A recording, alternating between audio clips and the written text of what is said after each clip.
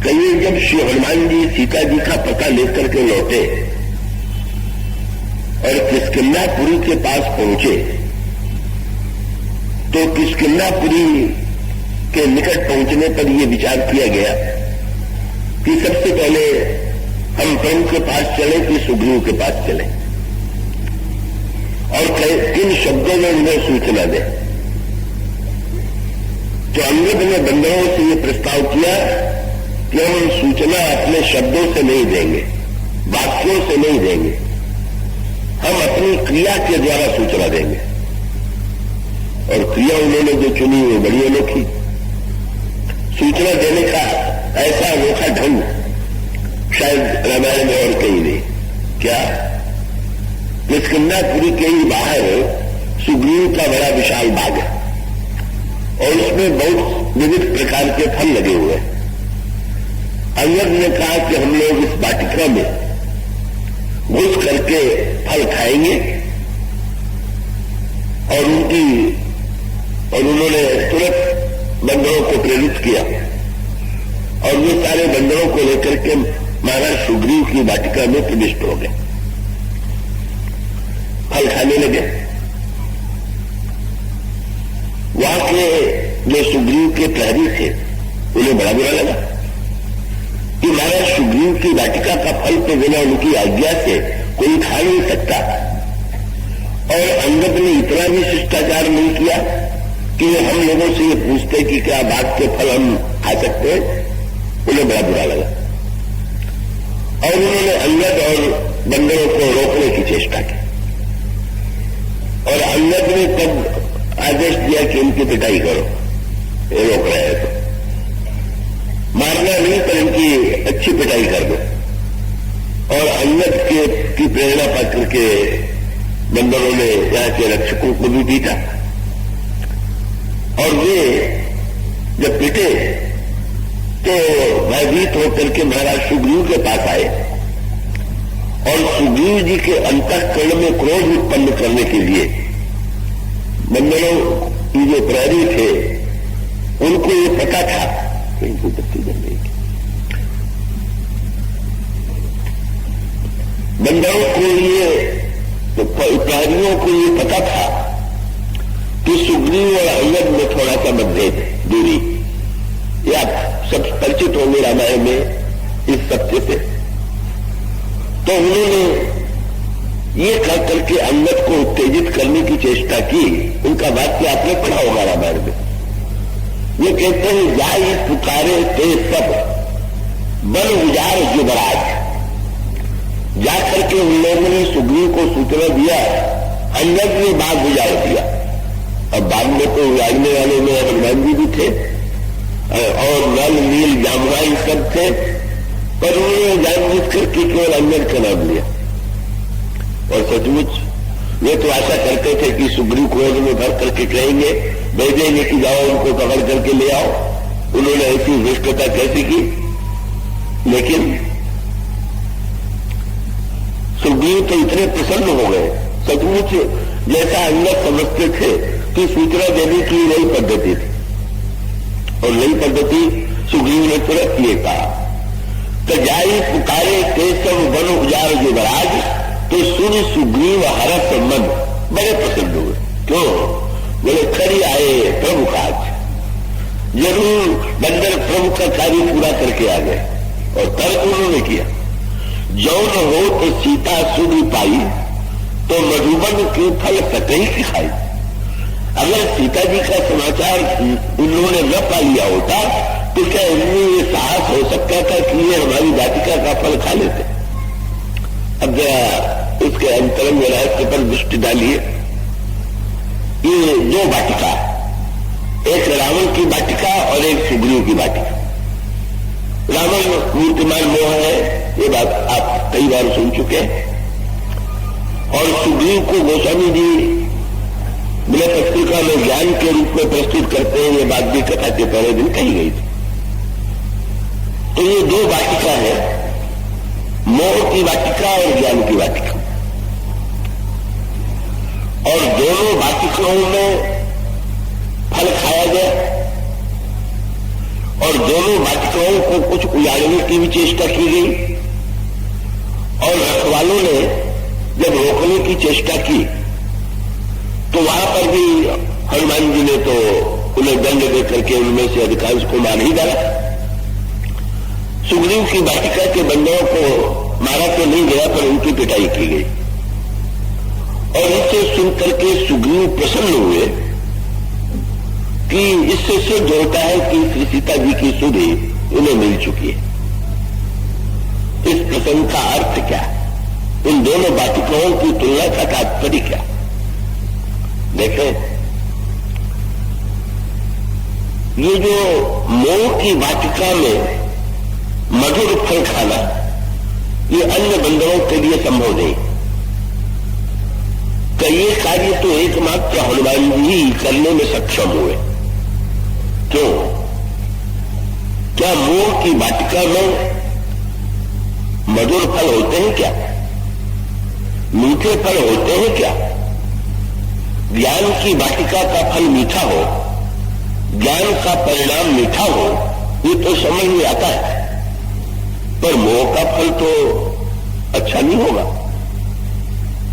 पर वो स्वामी जी बताना चाहते हैं, हाँ, रावण की वाटिका में दोनों प्रकार के फल थे। हनुमान जी को मां ने सावधान कर दिया।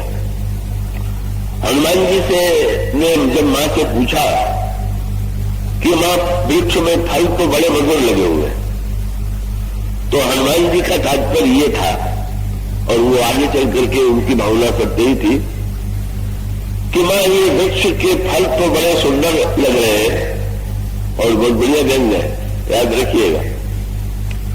रावण की वाटिका में जो फल थे वो तो बड़े सुंदर लगे हुए थे, लेकिन खाया केवल हनुमान जी ने, क्योंकि राक्षस फलाहारी तो थे नहीं। कहो तो फल मनुजात दियामी से भोगी इस वृत्ति वाले थे। कौनों ने, अब इसका तात्विक अभिप्राय ये है कि मोह जो है वो अन्यत्र दुखदायी है, लेकिन मोह जब भक्ति के साथ जुड़ जाए, बस इसका मूल सूत्र ही है ये। और इसीलिए जब ये सूत्र कहा जाता है किसी को मोह हो गया अगर कहे, तो इसका अभिप्राय हुआ कि उसमें दोष आ गया। और जब जनकपुर में भगवान राम और लक्ष्मण पधारते तो सभी जनकपुर वासिनी स्त्रियां भगवान श्री राम की सुंदरता को देख करके मोहित हो जाती, और स्त्रियां परस्पर वार्तालाप करती हुए भी कहती है कि कहो सखी अस कोट अनुधारी, जो न मोह यह रूप निहारी। और इसका अभिप्राय क्या? संसार से मोह करे तो दुखदायी, और उस मोह को भक्ति से जोड़ दे तो भक्ति में जो मोह होता है वो बड़ा रसमय होता है। तो उसमें तो देख रूप मोह नारी, ये मनुष्य, ये मोह शब्द जानबूझ के चुना गया। जनकपुर ज्ञानी, जनकपुर जो है वो ज्ञानी जनक का नगर है, और जनक के नगर में सभी के अंतःकरण में मोह का उदय हो गया। मानो ये भक्त की महिमा बताने के लिए ही इस शब्द का प्रयोग किया गया है। यहां तक कि वो स्वामी जी ने तो बड़ी ऊंची बात लिखी, जितने स्त्री पुरुष हैं सब में मोह का उदय हुआ। और जब महाराज श्री जनक सीता जी को विदा करने लगे, और सीता जी को विदा करते समय उन्होंने सीता जी को गोद में ले लिया और लगे रोने, तो लोगों को आश्चर्य हुआ। बोले, इतने बड़े विरागी जनक जिनके विषय में ये धारणा थी कि सहज विराग रूप मन मोरा, इतना बड़ा तत्वज्ञ पुत्री को गोद में लेकर के रो रहा है, क्या इससे सिद्ध नहीं होता है कि उनका ज्ञान नष्ट हो गया? तो तुरंत गोस्वामी जी ने कहा कि मैं मोह मदन मत नहीं विदेह की, महिमा सिय रघुवर सनेह। वस्तुतः जनक की बुद्धि उस मोह में डूबी हुई नहीं है जिसे संसार में मोह कहा जाता है, पर भगवान की प्रीति के द्वारा जिस मोह रस का अनुभव होता है उसका स्वागत करते हैं। तो हनुमान जी उस वाटिका में भी जानते हैं कि नहीं गई। लंका के लोग इस फल के रस से परिचित नहीं, ये तो इस वाटिका के फल का इन्होंने कभी आस्वाद किया ही नहीं। कहिए तो मोह, सांसारिक मोह के साम्राज्य में निवास करने वाले।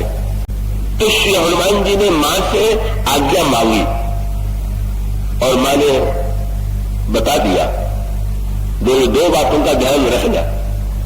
रावण की वाटिका में फल खाने जा रहे हो, क्योंकि संसार वाले से रावण की वाटिका कहते, और तुम मुझसे आज्ञा ले रहे हो, तो मैं तुम्हें 2 सूत्र देती हूं। और मां ने जो 2 सूत्र हनुमान जी को दिए वो हमें आप सबको उन्होंने दे दिए। क्या उन्होंने कहा? एक तो वाटिका में ध्यान रखना, बोले रघुपति चरण हृदयधारी, भगवान के चरणों को हृदय में धारण किया रहना। बहुत बढ़िया बात। ये जो वस्तु होती है, ये हमारे शास्त्रों में इस पर बहुत विचार किया गया है कि जैसा व्यक्ति अन्न खाता है वैसा व्यक्ति का मन बनता है।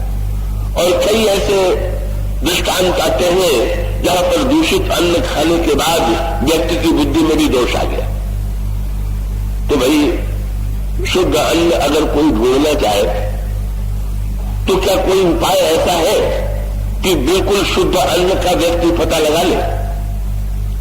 तो इसका उत्तर यही है कि शुद्ध अन्न का, ठीक शुद्ध अन्न का पता लगाना तो असंभव प्राय। और ऐसी परिस्थिति में अन्न का दोष कैसे मिटे? और इसका सूत्र यह है कि प्रभु प्रसाद शुचि सुभग सुबासा, सागर जासु लहै मृत नासा, तुमन निवेदित भोजन करे। ये जो भगवान को भोग लगा करके भोजन करने की बात है, इसका अभिप्राय यह है कि वस्तु को हम पहले प्रसाद बनावे और व्यक्ति की वस्तु न मान करके भगवान का प्रसाद मान करके ले। अगर उसको व्यक्ति का संबंध जोड़ करके लेंगे कि इस व्यक्ति का अन्न खा रहे हैं तो उस व्यक्ति के संस्कार का प्रभाव पड़ेगा।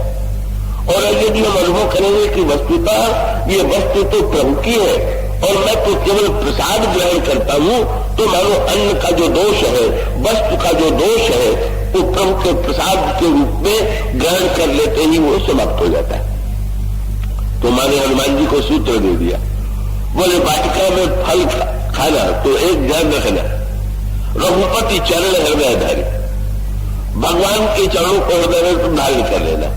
और सावधान कर दिया, कहा तो मधुर फल खाओ, मीठे मीठे फल खाना। और ये इसका अभिप्राय क्या है कि अगर हम वस्तु को भगवान को अर्पित कर देते हैं तो अर्पित कर देने के पश्चात उसमें सच्चे रस की मधुरता की सृष्टि हो जाती है। और इस प्रकार से हनुमान जी ने मोह की वाटिका में भी भक्ति देवी की कृपा से मधुर रस का आस्वादन किया, तृप्ति का अनुभव किया और तृप्ति प्राप्त कर ली। तो श्री हनुमान जी जो है वो तो लंका से लौटे हुए हैं। बंदरों ने बहुत बढ़िया बात सोची। अंगद ने भी ये कहा कि भाई अगर मोह की वाटिका में फल खा करके हनुमान जी तृप्त हो सकते हैं तो क्या ज्ञान की वाटिका में भी हम लोग फल न खाएं? क्यों? आप लोग तो सीता जी का पता लगाने नहीं गए। तो अंगद ने कहा नहीं गए तो ठीक, पर सीता जी को भले ही हम न देख पाए हो, पर सीता जी को जिन हनुमान जी ने देखा, जब हमने उनका दर्शन कर लिया तो भगवान और भक्त के दर्शन का भी वही फल है जो संत के दर्शन का है। इसलिए अब हनुमान जी का अनुकरण हम लोग करेंगे। अब कोई रखवाला हमें रोक नहीं सकता। और अगर मोह की वाटिका में तृप्ति मिल सकती है तो ऐसी स्थिति में हनुमान जी की कृपा से मानो बंदरों ने ये प्रेरणा प्राप्त किया, बंदरों ने ये अनुभव किया कि हनुमान जी ऐसे महापुरुष का जब आश्रय प्राप्त होता है, संत का आश्रय प्राप्त होता है, तो हम कितने भी असमर्थ क्यों न हो, इतने हनुमान जी की मानता है नहीं कि उन्होंने भगवान को पा लिया।